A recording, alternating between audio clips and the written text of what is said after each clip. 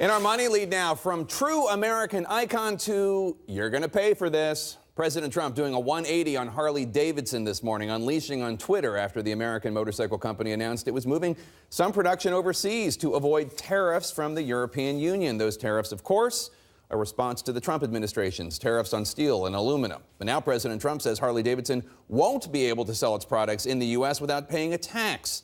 CNN's Tom Foreman has the story.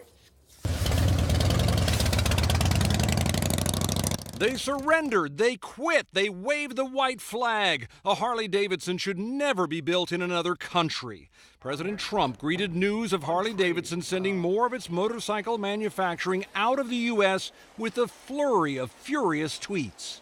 I think the people that ride Harleys are not happy with Harley-Davidson, and I wouldn't be either.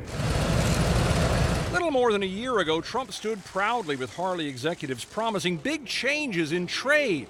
We have to make America the best country on earth to do business, and that's what we're in the process of doing. He channeled other presidents who have embraced the iconic company, including Ronald Reagan, whose huge tariffs on some Japanese motorcycles in the 80s were aimed at helping Harley, though analysts debate the impact. It's time to gun the engines, not put on the brakes. But the European Union is retaliating against the Trump tariffs on steel and aluminum by raising its tax on, among other things, imported motorcycles from 6% to a whopping 31%. That's a $2,200 price hike for each Harley sold there, a potential $100 million loss for the company. The head of the European Commission has been frustrated at the whole idea of a trade war. This is basically a stupid process, the fact that we have to do this. But we have to do it. Even some Republicans are worried about President Trump's actions. I don't know what his motive is, but I know that we're playing with fire. Still, Trump has campaigned relentlessly to stop the offshoring of American jobs. I want trade deals for our country that create more jobs and higher wages for American workers.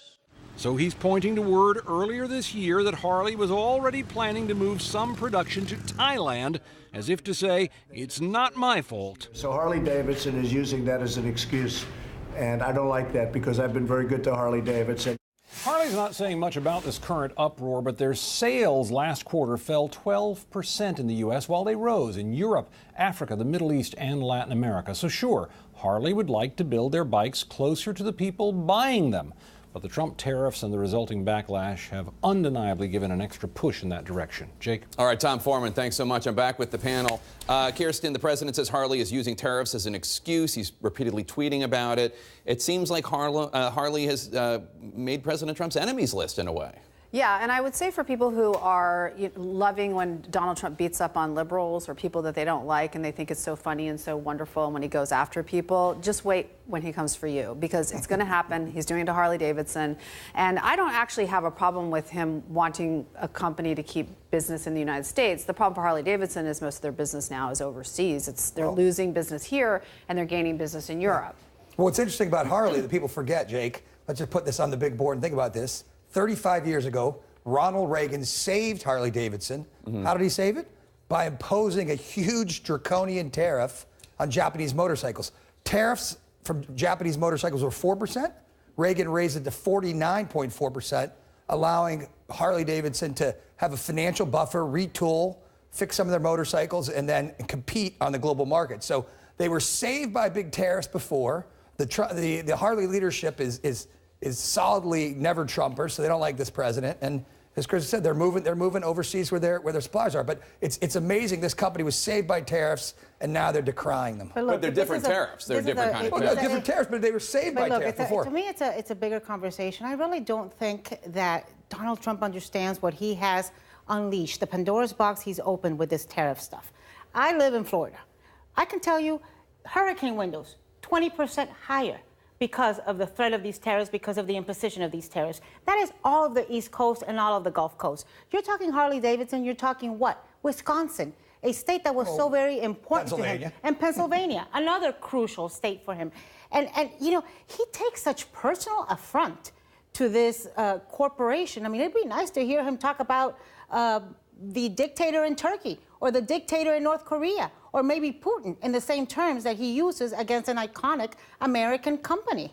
And one of the other things that's interesting about this is that there are some powerful people associated with Wisconsin.